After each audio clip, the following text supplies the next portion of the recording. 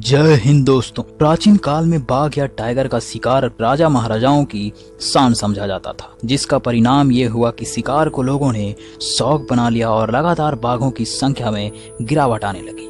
आज विश्व में कुल 6000 बाघ और भारत में लगभग 3000 बाघ शेष बचे हैं। बाघ का वैज्ञानिक नाम ऐसे तो पैंथेरा टाइग्रिस है और भारत में बाघ को साधारण भाषा में रॉयल बंगाल टाइगर के नाम से जाना जाता है।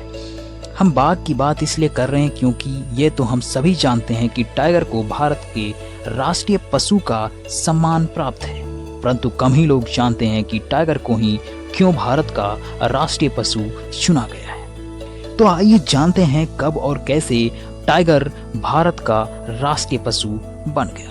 हेलो दोस्तों, मैं हूं आशीष कुमार और स्वागत है आपका एक बार फिर से जनरल नॉलेज वाला में। दोस्तों, अगर आपने मेरे चैनल को सब्सक्राइब नहीं किया है तो आप मेरे चैनल को सब्सक्राइब कर सकते हैं, क्योंकि यहाँ पे आप जैसा वीडियो देख रहे हैं इस तरीके के अमेजिंग वीडियो यहाँ पे मिलते रहते हैं और साथ ही साथ क्यूज वाली वीडियोस भी मिलते रहते हैं। तो चलिए आज का वीडियो स्टार्ट करते हैं। राजसी बाघ तेंदुआ टाइग्रिस पीले रंगों की धारीदार और लोम चर्म वाला जानवर है। बाघ अपनी शालीनता, दृढ़ता, स्फूर्ति और अपार शक्ति के लिए विश्व प्रसिद्ध है। बाघ के अपने इन्हीं गुणों के कारण 1973 में, जी हाँ 1973 में भारत का राष्ट्रीय पशु घोषित किया गया। इससे पूर्व 1972 तक, यानी कोई तो होगा ना 1972 तक, क्योंकि हमारे देश तो 1947 में ही आजाद हो चुका था।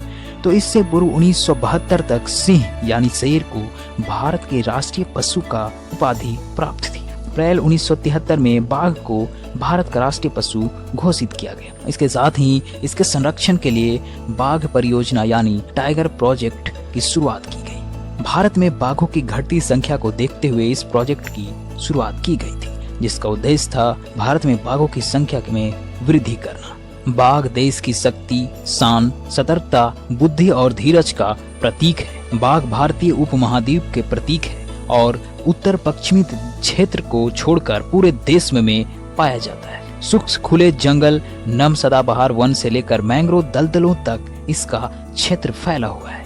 लेकिन राष्ट्रीय पशु बाघ को IUCN ने लुप्त होती प्रजाति के लिस्ट में रखा हुआ है। वनों में शिकार और जरूरी संसाधनों में की गई कमी के कारण देश में बाघों की संख्या में गंभीर गिरावट आई है। रॉयल बंगाल टाइगर को राष्ट्रीय पशु घोषित किए जाने के बाद एक भारतीय वन्य जीव संरक्षण अधिनियम को लागू किया गया था। इस वन्य जीव संरक्षण अधिनियम के तहत सरकारी एजेंसियां बंगाल बाघों के लिए संरक्षण के लिए कोई भी सख्त कदम उठा सकती थी या फिर उठा सकती हैं। पूरी दुनिया में बाघों की कई तरह की प्रजातियां मिलती हैं। इनमें 6 प्रजातियां मुख्य हैं। इनमें साइबेरियन बाघ, बंगाल बाघ, इंडो चाइनीज बाघ, मलायन बाघ, सुमात्रा बाघ और साउथ चाइना बाघ शामिल हैं। तो बात करते हैं आज हम अपने राष्ट्रीय पशु रॉयल बंगाल टाइगर के बारे में। चलिए इस बाघ की खासियत के बारे में जानते हैं। बंगाल टाइगर या पैंथेरा टाइग्रिस प्रकृति के सबसे अद्भुत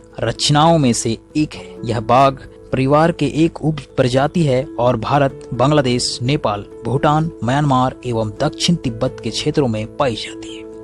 इसके शौर्य, सुंदरता और बलशाली रूप को देखते हुए बंगाल टाइगर को राष्ट्रीय पशु के सम्मान से नवाजा गया है। मांस खाने वाले स्तनधारी जीवों में बाघ के कनाइन दांत सबसे लंबे होते हैं। यह दांत 4 इंच तक बढ़ सकते हैं, जो बब्बर शेर के कनाइन दांतों से भी बड़े हैं। इन शक्तिशाली जीवों के पास अंदर से बाहर जाने वाली पंजे भी होते हैं, जो उन्हें चढ़ाई करने में सहायता करते हैं। अन्य जीवों की अपेक्षा बाघों की देखने और सुनने की शक्ति कहीं ज्यादा होती है। बंगाल टाइगर जंगलों में अपने दहाड़ के लिए जाने जाते हैं। विशेषज्ञ बड़ी बिल्लियों में उन 4 जानवरों को शामिल करते हैं जो दहाड़ सकते हैं। इनमें शेर, बाघ, जगुआर और तेंदुआ आते हैं। बंगाल टाइगर की बात करें तो इनके गले से निकलने वाली गूंजती हुई आवाज किसी के भी खून को जमा देने और रोंगटे खड़े कर देने के लिए काफी है। जंगल में जब इनकी दहाड़ गूंजती है तो पूरा इलाका जाग जाता है। वाइल्ड लाइफ यानी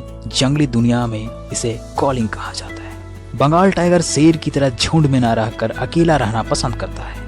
यह हमेशा स्वतंत्र विचरण करने वाला और स्वतंत्र विचरण करके अपना शिकार करता है। इनके आगमन का खौफ इस कदर होता है कि वहाँ चिड़िया चहचहाने लगती हैं और बंदर चिल्लाने लगते हैं। ऐसा लगता है वो पूरे जंगल को इस बात से के लिए खबरदार कर रहा हो कि एक महान शिकारी हमारे आसपास से गुजर रहा है। बच सकता है तो बचो, अपना दिल मजबूत करके रखो। तो दोस्तों, भारत का राष्ट्रीय पशु रॉयल बंगाल टाइगर के बारे में जानकर आपको कैसा लगा? ये जानकारी आपके लिए कितना महत्वपूर्ण था, ये हमें कमेंट बॉक्स में लिखकर जरूर बताएं। तो चलिए मिलेंगे अगले वीडियो में, बस हमें सपोर्ट कीजिए। जय हिंद।